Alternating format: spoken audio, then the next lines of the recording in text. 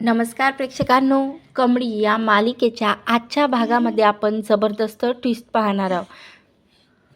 तर मालिकेमध्ये आता वेगळंच वळण पाहायला मिळणार आहे. तर आता इकडे मात्र कामिनी, रागिनी आणि अनिका खूप जाम खुश असतात. आणि अनिका तर इकडे सेलिब्रेशनसुद्धा करत असते. ते म्हणजे कशाचं? तर आता लवकरच कामिनी बोलते की अनिका, चल आता ना तू अन्नपूर्णा कॉलेजची ट्रस्टी होणार आहेस. कारण आता या 3 दिवसात जर अन्नपूर्णाची नात आणि सून जर मिळाली नाही तर ती स्वतः साईन करून तुझ्या नावावरती सर्व प्रॉपर्टी करणार आहे. आता मात्र माझं स्वप्न खूप वर्षानंतर पूर्ण होताना मला दिसते. तर रागिनी बोलते, हो आई, मी तर आता जाम खुश आहे. कारण फक्त उरलेले आहेत 3 दिवस आणि या 3 दिवसात सर्व प्रॉपर्टी नाईलाजानं त्या म्हातारीला आपल्या अनिकाच्या नावावरती करावं लागणार. तर इकडे मात्र अनिकासुद्धा खूप खुश असते. तर इकडे आता कॅन्टीनमध्ये बसलेले असतात निगी आणि कमळी. आता कमळी बोलते की निगे, काय करावं खरंच, ह्या तिघीजणी मला अन्नपूर्णा आजीलासुद्धा भेटू देत नाही. पण मला 100% माझं मन असं सांगते की हा डाव ना नक्कीच कामिनी आजीचा या सर्वामध्ये काही ना काही हात आहे. कारण असं करून जर त्या घरात जर अन्नपूर्णा आजीची मोठी नात किंवा सून जर त्या घरात आली नाही तर सर्व प्रॉपर्टी अनिकाच्या नावावरती होणार. हा फायदा फक्त कामिनी आजीचा असणार. नक्कीच या तिघीने काहीतरी घोळ घातला. तर कमळी बोलते, निघे तू आताच्या आता अन्नपूर्णा निवासमध्ये जा आणि मी सांगते ना तसं बोल. तर तेवढ्यातच तिथं आता येते ती म्हणजे अनिका. अनिका बोलते, कच्चा निंबू, बस आता 3 दिवस तुझे या कॉलेजमध्ये उरलेली आहे. त्यावर आता निगी बोलते, जास्त बोलू नको हां अनिका.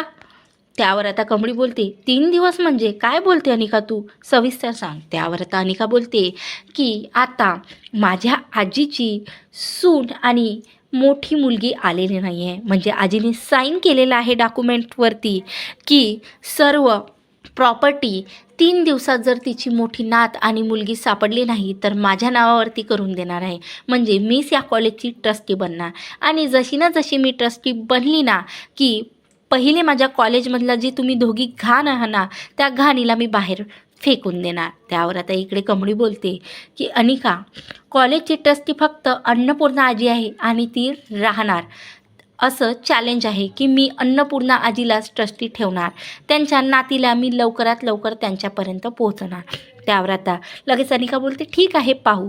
तर आता लगेच बंड्याचा मोबाईल घेते आणि ती राजन सरांना कॉल करते. तर इकडे राजन आता अन्नपूर्णाकडे आणि सदानंद आजोबांकडे बसलेला असतो. त्यावर त्या राजनला असं दुःखात पाहून मात्र आजोबा लिहिण्याचा प्रयत्न करतात. तर तेवढ्यातच आता कमळीचा कॉल येते.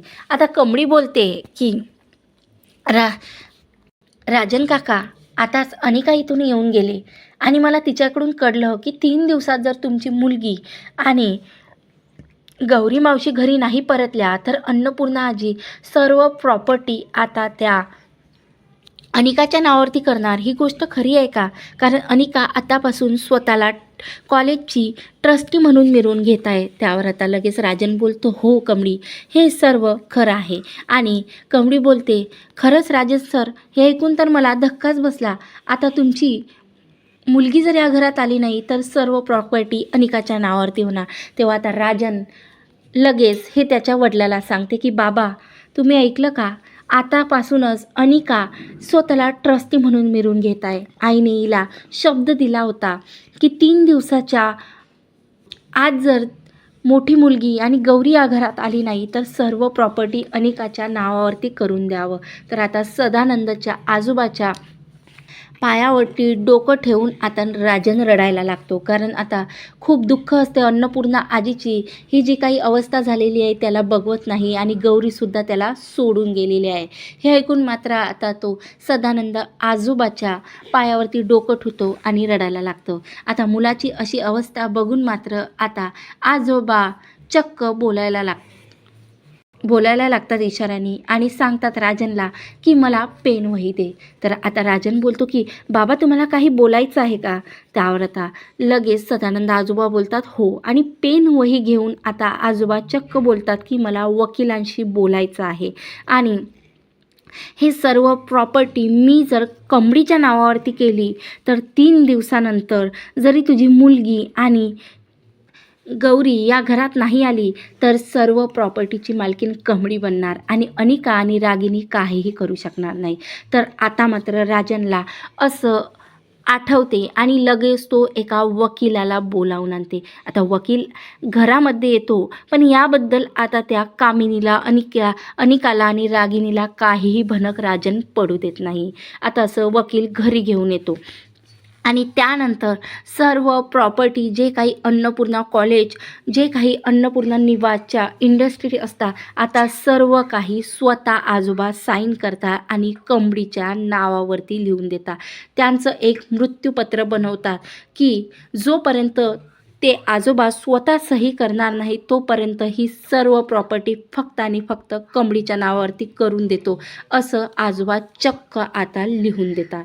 तर आता लिहून दिल्यानंतर मात्र आता इकडे राजनला अपार आनंद झालेला असता, कारण आता अनिकासारखी मुलगी या प्रॉपर्टीच्या लायक नाही हे त्याला माहिती असतं, पण कमळीवर मात्र भरभरून विश्वास असतो.